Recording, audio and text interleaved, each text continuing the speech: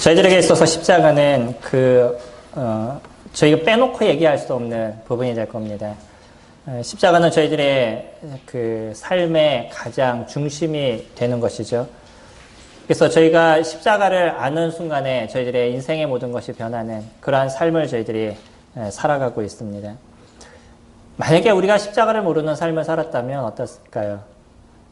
다른 사람들이 이야기하는 것처럼 그냥 어떤 교회의 표시 아니면 어떤 기독교의 어떤 그 상징 이 정도로만 저희가 생각하는, 아니면 누군가 얘기하는 것처럼 그 드라큘라 나오면 쓰는 그런 걸로 생각하는 그런 십자가를 생각하고 있었을지도 모릅니다. 근데 이 십자가가 그 의미를 저희들이 정확하게 알고 그 십자가의 중심을 저희들이 정확하게 알게 되는 순간에 십자가라는 그 자체의 그 무게와 그 어떤 값어치에 대한 부분이 달라져 가고 있다는 거예요. 그렇기 때문에 예전에는 그 십자가를 단순하게 생각했다면 지금 저희들에게 있어서 십자가는 너무나 소중하고 귀한 부분으로 바뀌어져 있는 것이죠. 이게 그 의미를 아는 사람과 모르는 사람의 차이입니다. 오늘 제목이 무엇이죠? 십자가의 의입니다. 의미와 의의 차이를 아시나요? 우리 혼동해서 많이 혼용해서 많이 쓰죠. 의미와 의의를 혼용해서 많이 썼는데 조금 차이가 있습니다. 의미라고 얘기하면 그것의 어떤 뜻들, 그런 것을 우리가 단순하게 이야기를 한다 그러면 의미도 물론 조금 깊게 들어가면 얘기하는 게 좀 많습니다. 근데 의의라고 얘기를 했었을 때는 어떤 중요성, 어떤 가치, 이런 것을 우리가 의의라고 얘기를 합니다. 그러니까 십자가가 무엇을 얘기하느냐라는 것을 넘어서 의의를 우리가 얘기했었을 때는 그 십자가가 갖고 있는 중요성, 그 가치는 무엇이냐는 것이에요. 그 십자가의 가치가 우리가 어떤 건지에 대한 게 저희들에게 정확하게 있게 됐을 때 십자가는 우리들의 인생에 있어서 매일의 삶에 새로움을 공급해주는 존재가 되고 있습니다. 그렇기 때문에 이 십자가가 우리들 안에 비치는 순간에 이 어둠의 문제가 우리에게 그 밝음으로 변화한 거죠. 우리의 어떤 고통의 인생이 십자가가 우리를 비춰주는 그 시간이, 그 상황이 되는 순간에 우리가 이 어둠의 모습이 기쁨으로 변해 있는 겁니다. 우리가 살아가는 데 있어서 기쁨이 어디에서 나오시겠어요? 여행을 조금 다니시면 기쁘시고, 돈이 좀 더 생기시면 기쁘시고, 그냥 뭔가를 조금 더 하면 기쁘시고, 물론 이런 기쁨이 저희들에게 소소하게 생기지만, 그러나 진정한 저희들의 안에서의 기쁨과 쉼은 그리스도 그분이 누군지, 그러니까 십자가의 의미가 무엇인지에 대해서 우리가 정확하게 알게 됐었을 때, 우리들 안에서의 진정한 기쁨이 저희들을 감싸 안는 인생을 살아가게 되는 것이죠. 잠시 주는 어떤 기쁨들이 있습니다. 그러나 이 잠시 주는 기쁨은 그것이 우리를 영원하게 하지 못하고 그 잠시 주는 기쁨이 우리들에게 완전함을 만들어가지 않는 것이에요. 그러나 십자가는요, 우리 인생의 그 고달픈 삶의 어떤 여정을 새롭게 만들어가는 일을 이루신 것이 이 십자가의 모습인 거죠. 그러니까 우리들 안에서 그 십자가를 기억할 때마다 우리들 생각에 새로움을 느끼게 되고 우리들 안에 그 찢기가 건전해지게 되고 다시 그 밝음의 빛을 바라볼 수 있는 마음으로 변하게 되는 것이 십자가가 우리에게 주는 기쁨인 거죠. 그래서 이 십자가의 기쁨은 그것을 아는 사람과 모르는 사람으로 나눠져 있습니다. 어떠셔요? 십자가를 기억하실 때 어떤 생각을 갖고 계셔요? 십자가가 우리들의 심령에 어떻게 다가오셔요? 이것이 믿는 사람과 믿지 않는 사람을 나누는 또 하나의 모습이 될 것입니다. 거기에 대한 아무런 감흥도 없어요. 나에게 있어서 별 특별한 모습도 되지 않아요. 그렇다 그러면 나는 십자가와 상관없는 인생을 살아가고 있는 사람인 것이고요. 그 십자가를 내가 생각할 때마다 내 마음의 웅크람과 그 십자가를 내가 생각할 때마다 내 마음에 있는 어떤 아픔이 치유되는 것을 내가 느끼는 그러한 시간들을 가지신다면 그것이 그리스도의 은혜, 십자가의 은혜가 우리들의 인생을 붙잡고 있는 삶을 살아가고 있는 그런 저희들의 모습이 되는 것이겠죠. 그렇기 때문에 십자가는 아무리 우리가 얘기하고 아무리 말을 해도 부족함이 없는 것이 이 십자가의 모습입니다. 사실 십자가가 현대적인 모습에서는 기독교를 상징하는 것으로 저희가 이야기를 하고 있지만 예전에 이 십자가는 원래 그런 모습이 아니었던 거죠. 원래 십자가의 모습은 무엇이었었냐면 포로들이나 아니면 반역자들을 죽여서 달아놓는 그런 나무였었어요. 옛날에는 그랬습니다. 아주 말하기 어려울 정도로 고통스러운 게 밑에서부터 이렇게 뚫어가지고 사람을 갖다 걸어놓는 그런 게 이제 아시리아라든지 뭐 이러한 페르시아라든지 그런 나라에서 자행하고 있었던 모습인 거예요. 왜냐하면 왜 그렇게 달아놓겠어요? 너희도 반역하면 이렇게 돼라는 거죠. 이게 공포의 상징인 것입니다. 너희들이 우리나라에 반역해. 그러면 너희도 이렇게 되는 것이야. 라는 것을 상징적으로 보여주는 모습이요. 이거는 그들뿐만 아니라 어디에서도 이와 같은 모습이 등장하냐면 구약 성경에서도 등장합니다. 그래서 구약에서 어떤 사람을 나무에다 달아놓으라고 얘기를 하냐면 율법에서 죽일 만한 죄를 지은 사람들. 어떤 사람들이 죽일 만한 죄죠?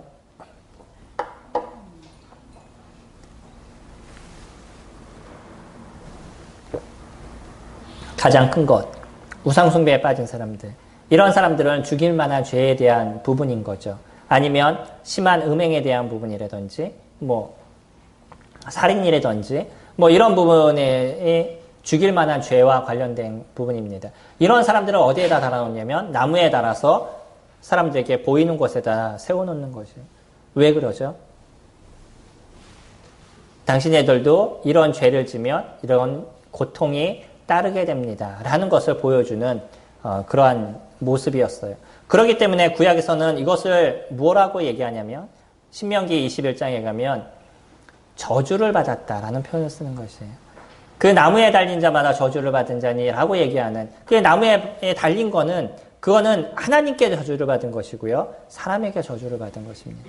그러니까 하나님 앞에 저주가 되고 사람들에게는 하나님의 그 두려움이 어떻게 드러나고 있느냐라는 것을 너희들이 알아야 된다라고 보여주는 것이 이 나무에 달린 것의 모습인 거예요. 근데 참 아이러니하지 않나요? 그렇게 저주의 장소이고요. 사람들을 두려워하는 공포의 장소에 누가 달리셨냐면 예수 그리스도 그분이 달리셨다는 거죠. 가장 은혜로우시고 우리를 위해서 이 땅에 오신 그분이 그 십자가의 달리심으로 인해서 이 고통스럽고 하나님께 저주의 상징인 그곳에 달리심으로써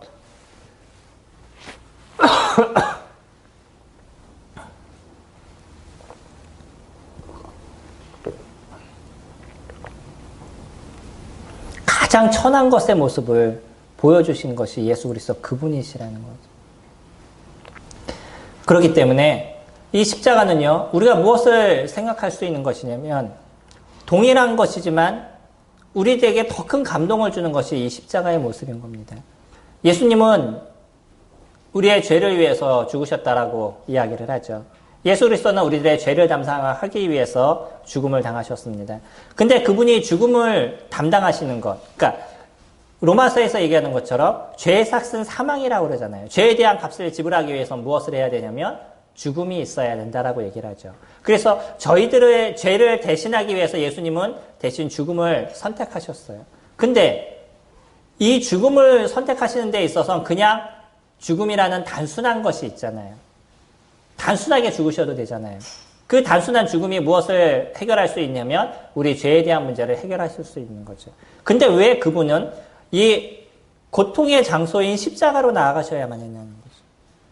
십자가라는 것을 저희들이 알죠. 로마 군인들, 우리 패션 오브 크라이스트를 보면 거기에서 그들이 채찍을 이렇게 칠 때마다 그 채찍에 상아나 이런 것이 이렇게 달려있어서 납덩어리 같은 게 달려있어서 살갗을 딱 집어버린다고 그래요. 근데 이걸 또 잡아당기잖아요. 그럼 무엇이 떨어져 나와요? 살점이 떨어져 나오는 거예요. 이 채찍이 단순하게 그냥 맞아서 멍이 들고 이런 것이 아니라 그리고 그냥 어떤 살갗이 그냥 조금 벗겨지는 그런 것이 아니라 찍혀서 당기면 살점이 떨어져 나오는. 그렇기 때문에 구약에서는 그런 표현도 있단 말이에요. 그 박고랑과 같이 등고랑이 박고랑과 같이 되었다라고 얘기해요. 박고랑이 이렇게 일면 이렇게 그 고랑이 이렇게 생기잖아요. 흙을 이렇게 당겨서 나중에 거기다 씨앗을 집어넣기 위해서 등이 그렇게 됐다는 것이에요. 예수 그리스도 그분이 십자가에서 죽으시기 전에 맞으셨던 그런 채찍이 얼마나 고통스러운 채찍이었는지 채찍을 맞다 죽는 사람들이 있고요. 그렇기 때문에 그들에게 있어서 십자가에 달린 사람에게 무엇을 주냐면 모략을 주는 거예요. 그 고통을 완화시키는 그런 모략을 그들에게 먹이게 했었던 그게 십자가인 것이에요. 거기에다가 머리에는 무엇을 쓰셨냐면 가시면류관을 쓰신 이렇게 두꺼 이렇게 긴 그런 가시, 우리나라 가시하고 다르죠. 이렇게 두꺼운 가시를 머리에다 이렇게 집어넣어서 그 고통과 아픔의 모습, 그것을 보면서 사람들은 또 뭐라고 얘기하냐면 네가 유대인의 왕이냐? 그럼 너 거기서 내려와라 라고 얘기해요. 이 고통을 당할 수 있는 최고의 모든 고통을 다 받은 것이 이 십자가의 모습이었던 거예요. 사람들은요, 그런 예수 그리스도의 고통과 아픔에 대한 것에 대한 감정이 별로 요즘은 많이 없는 것 같아요. 예수님이 죽으셨어요. 뭐 십자가에서 죽으셨어요. 내 죄를 위해서 죽으셨대요. 라고 얘기하는 아주 단순하게 얘기하는데 그 십자가에서 죽으신 그분의 그 고통과 아픔의 문제가 무엇이었는지에 대해서 그렇게 크게 생각을 하지 않느냐. 우리가 달렸을 때 내 몸을 이 박힌 못에 의지해가지고 내 몸이 거기 달려있는 거예요. 그 얼마나 고통스럽고 아프겠어요. 죽을 때까지 거기서 달려있어야 되는 거예요. 근데 더 마음을 아프게 하는 것은 다른 사람들은 건강해서요. 십자가에 달려도 바로 죽지 않는데 그날 저녁이 될 때까지 죽음을 당하지 않는데 예수 그리스도는요. 그 연약한 육체를 갖고 계시기 때문에 십자가에 달리셨었을 때 죽음을 당하셨어요. 그 옆에 있는 강도들은 살아있었습니다. 그래서 안식일에 그 시체를 놓지 말라 그래서 그 옆에 있는 강도는 다리를 부러뜨려서 도망가지 못하게 다리를 부러뜨린 거죠. 그리고 예수 그리스도도 다리를 부러뜨리려고 딱 봤는데 이미 어떻게 됐냐면 목숨이 끊어져 있으신 거예요. 그들도 의아하게 바라봤던 거죠.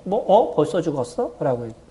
그런 연약한 육체를 갖고 있는 그분이 그 받으셔야 되는 최고의 고통을 다 받으면서 그 십자가에서 죽음을 당하셨다는 거. 왜 굳이 그러셔야 되냐. 이게 감동의 차이인 겁니다. 느끼는 감정의 차이인 거예요.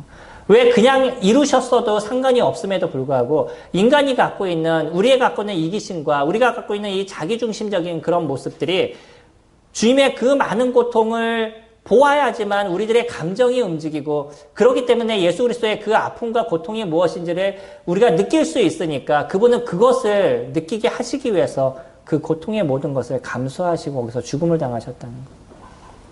축구를 좋아하는 사람들은요.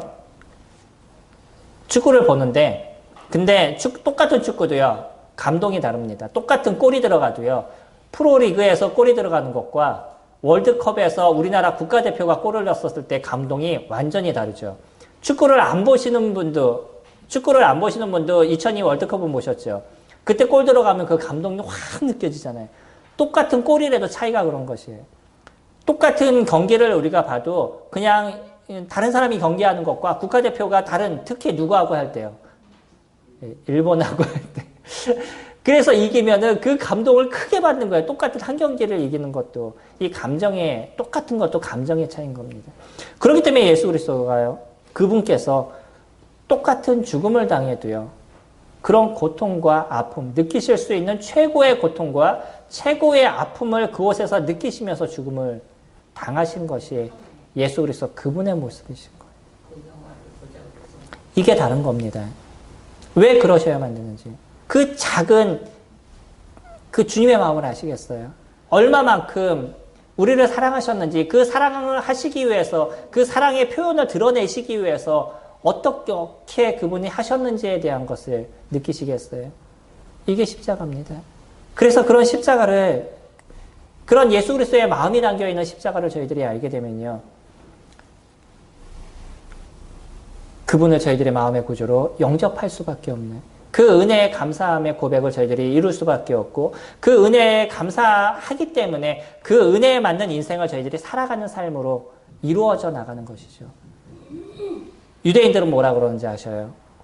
예수님께서 그런 표현하시죠. 진리를 알지니 진리가 너희를 자유하게 하리라 라고 얘기했어요. 그러면서 자신을 두고 내가 곧 길이요 진리요 생명이라고 얘기하시면서 나를 알게 됐었을 때 너희가 이 죄의 종에서부터 그 죄에서부터 해방되는 인생을 너희들이 살아갈 수 있다라고 얘기했을 때 그때 유대인들이 했던 얘기가 뭐냐면 우리가 종된 적이 없는데 무슨 자유를 주겠다라고 얘기하냐 이렇게 얘기해요.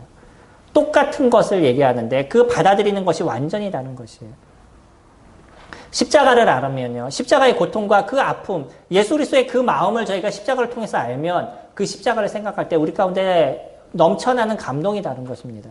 근데 그것을 모르면 십자가는 우리에게 그냥 무의미한 것이에요. 아, 그런가 보다. 아, 뭐 그랬나 보다. 뭐 예수님이 그냥 죽으셔서 세상죄를 지고 가셨나 보다. 뭐 그런 어떤 단순한 것으로서 이야기하고 말아져 버리는 것이죠. 이게 달라지는 것입니다. 13절 보시면요.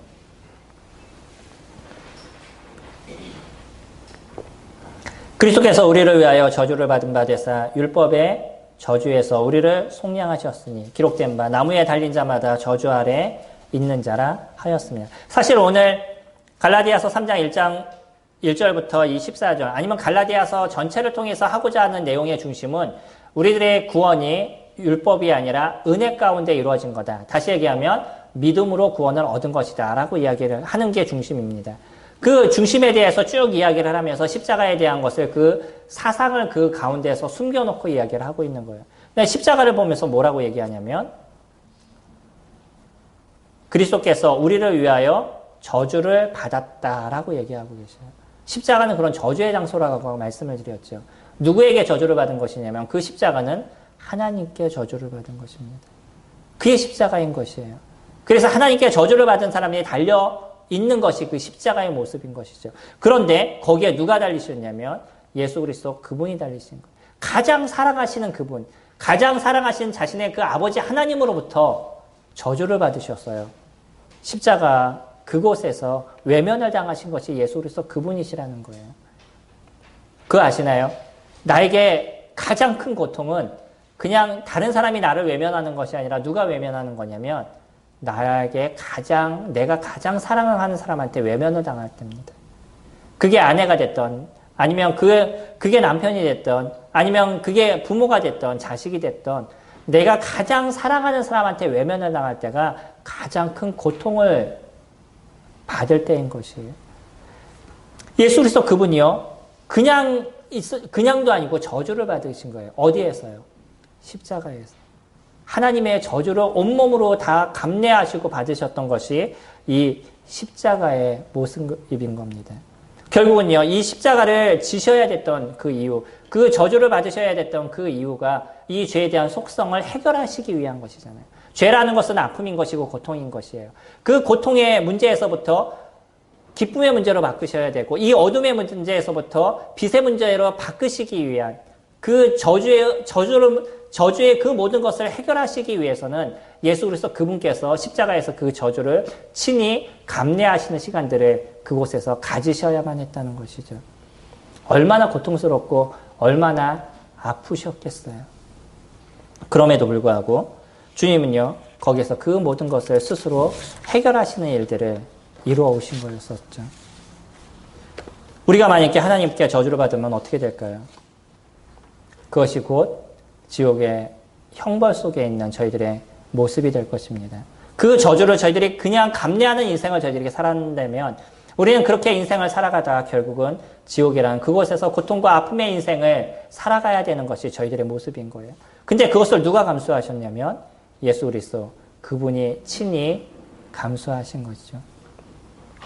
그리고 1절부터 시작해서 쭉 저희가 시간상 다 읽어드리지 못하지만 끝까지 보면 계속적으로 얘기하시는 것이 무엇이냐면 그래서 그 십자가가 우리 가운데 이루신 것이 무엇이냐는 거예요. 이거는 변화인 겁니다. 아까 말씀드린 것처럼 아픔에서부터 기쁨을 저희들에게 주시는 거고 고통에서부터 기쁨을 저희들에게 허락하시는 것이고 어둠에서부터 빛을 바꿔가신 게 이 십자가의 모습인 거죠. 다시 얘기하면 이스라엘 백성들은 계속적으로 이 율법이라는 고통 속에서 그들의 인생을 살아야만 했었어요. 그들이 수고하고 노력함을 통해서 하나님께 은혜를 받으려고 노력하니까 얼마나 힘들겠어요. 매주 너희들이 20년 동안 매주 주일날 빠지면 너희들은 지옥에 가 라고 얘기하면 얼마나 힘드시겠어요. 한 번도 안 빠지고 그거 빠질까봐, 그거 빠지면 지옥에 갈까봐 전전긍긍하면서 토요일 날 저녁에 시계 맞춰놓고 하나라도 일어나지 못하니까 2개 맞춰놓고. 예전에 저희가 그 아침에 일어나는 게 전쟁이었습니다. 저희들 식구가 이제 딸아들, 그래서 제가 막내인데 이 4명이 아침에 일어나는 게 아침에 일어나는 게 너무나 힘들어가지고 그 아침에 일어나기 위한 여러 가지 발명품들을 저희 집에서 만들어 놨었어요. 근데 똑같은 게 우리 아이들이 아침에 일어나는 거 너무 힘들어 하더라고요. 그러니까 아침에 일어나기 위해서 어떻게 했냐면 예전에 자명종 시계 있잖아요. 그래서 시계가 그냥 울리는 게 아니라 이렇게 흔들리는 거. 그 태압이 이렇게 돌아가는 거 있죠.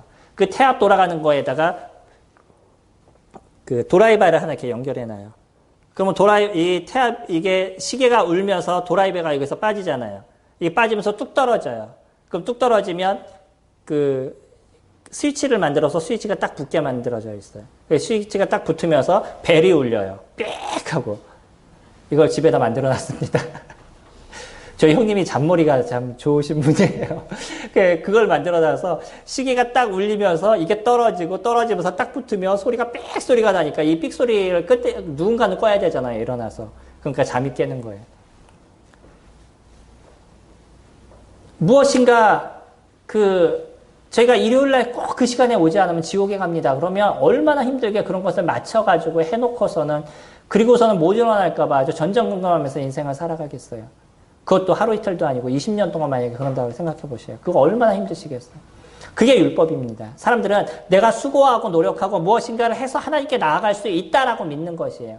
그러다 보니까 안식일을 지켜야 되고, 뭐 손을 씻고 밥을 먹어야 되고, 뭐를 해야 되고, 그 633가지나 되는 그 율법을 지키기 위해서 그거보다 배나 더 많은 몇천 가지의 그 율법을 그들 스스로가 따로 만들어 놓고선 그것을 지키려고 노력하는.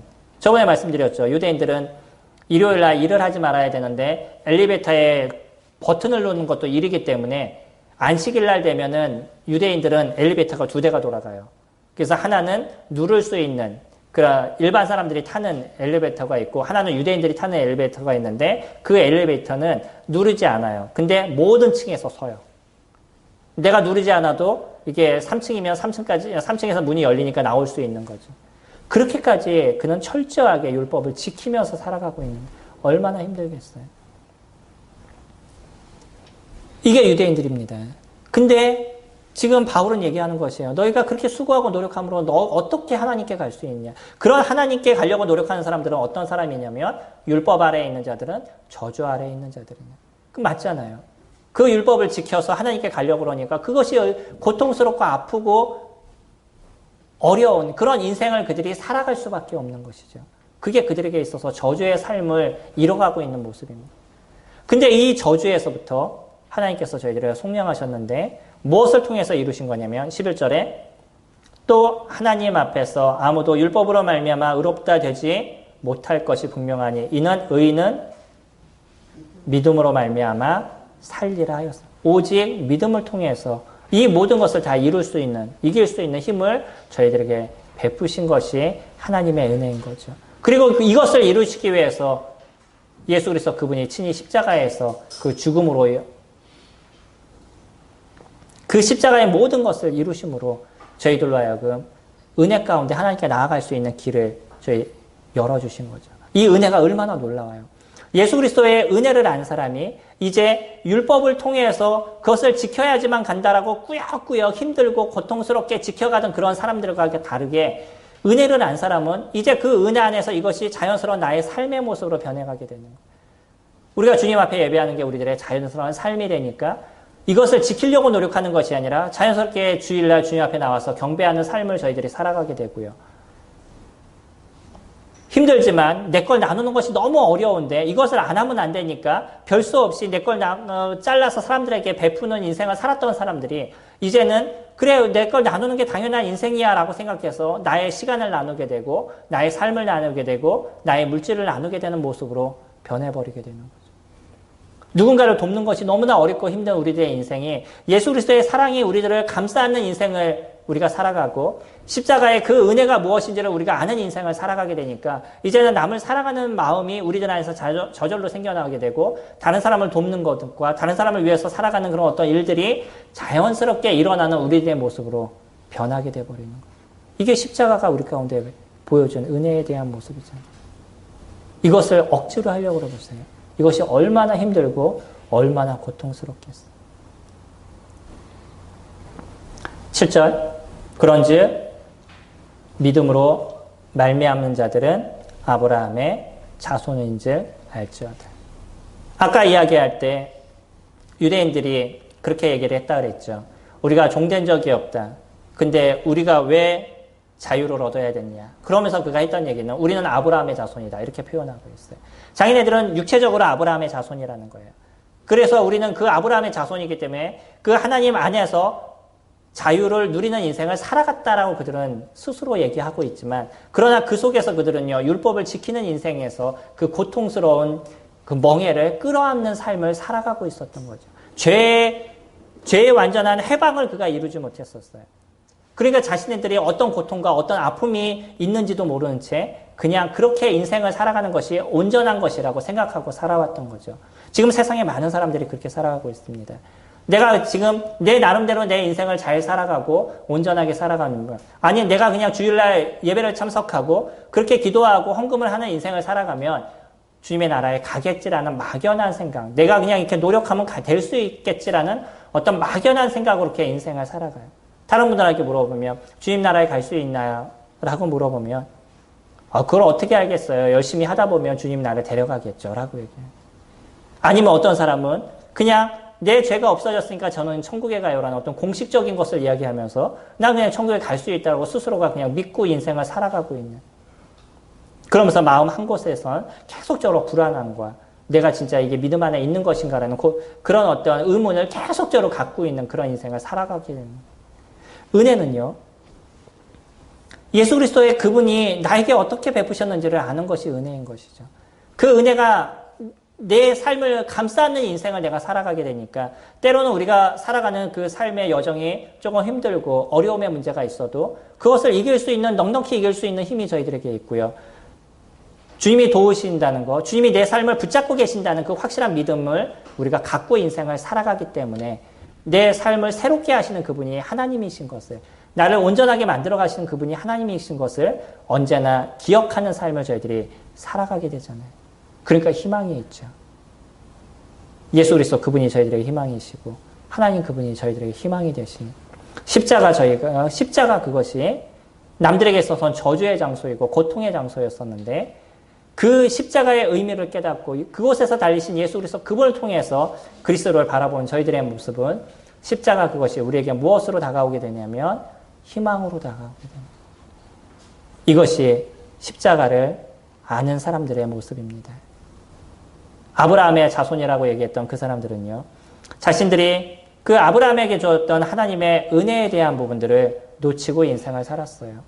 아브라함은 하나님이 아브라함을 부르실 때 뭐라고 얘기하셨냐면 내가 너로 복의 통로가 되리라 라고 얘기했어요. 아브라함은 복을 선포하는, 복을 다른 사람에게 나눠주는 역할을 하는 것이 아브라함이었었어요. 그의 자손들도 어떠한 인생을 살아가는 것이냐면 복을 나누는 인생을 살아가는 것이 아브라함의 자손입니다. 근데 이스라엘 사람들은요, 그러지 않았었어요. 그들 나름대로 자기네는 복을 받은 존재고 아브라함의 자손이라고 얘기하지만 자신들이 받았던 그 복을 선포하고 그것을 나누는 역할을 그들은 이루지 않았죠. 근데 십자가를 아는 사람들은요, 아까 우리 7절에서 봤던 것처럼 믿음으로 말미암은 자들은 아브라함의 자손이라고 얘기하죠. 이 믿음의 자손들은요, 그 복의 통로가 되는 인생을 살아가고 있는 것이에요.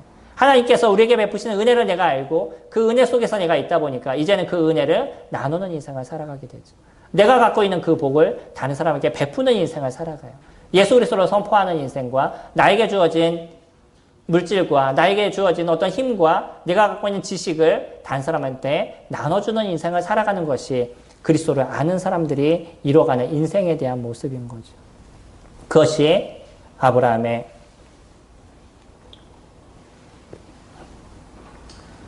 자손인 것입니다. 얼마나 놀라워요? 우리는 그 십자가의 기쁨을 갖고 인생을 살아가는 존재들입니다. 그렇기 때문에 십자가를 기억할 때마다 우리들 안에 이루어지는 그런 감사가 넘치게 되는 것이고요.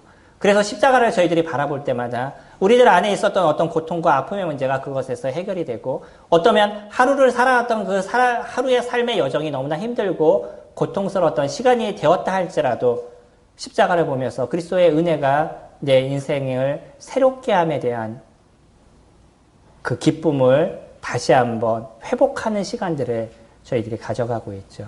이게 십자가의 의의를 알고 있는 사람들의 축복입니다. 날마다. 그렇기 때문에 성도님들이 날마다 하셔야 되는 것이 무엇이겠어요?